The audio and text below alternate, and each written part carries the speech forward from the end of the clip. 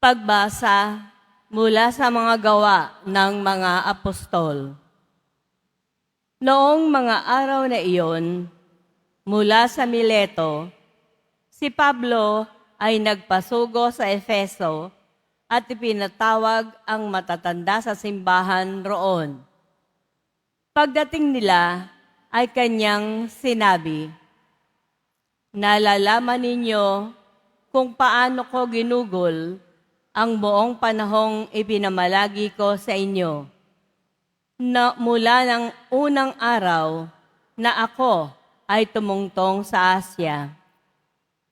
Buong pagpapakumbaba akong naglingkod sa Panginoon at lumuluhang nagtiis ng maraming pagsubok dahil sa mga pagtatangka ng mga Hudyo.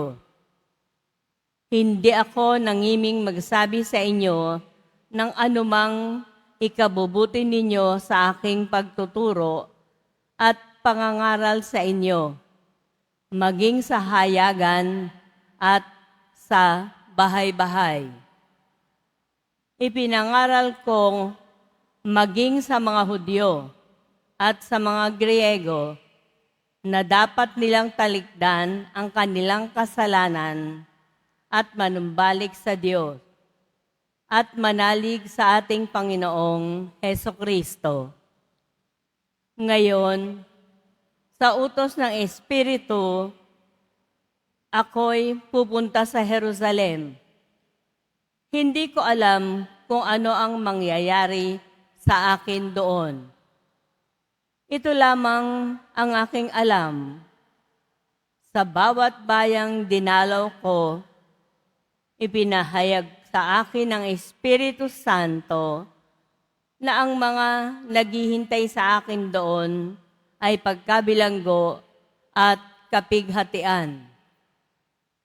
Subalit walang halaga sa akin ang aking buhay.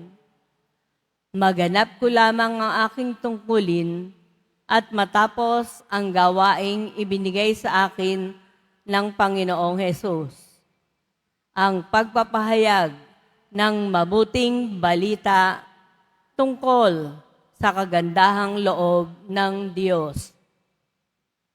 Nakisalamuha ako sa inyo, samantalang nangangaral ako tungkol sa paghahari ng Diyos.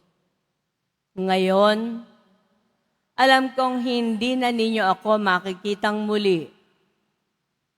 Kaya't sa araw na ito ay sinasabi ko, hindi ako ang mananagot kung mapahamak ang sino man sa inyo, sapagkat ipinahayag ko ang lahat ng nilalayo ng Diyos para sa inyo.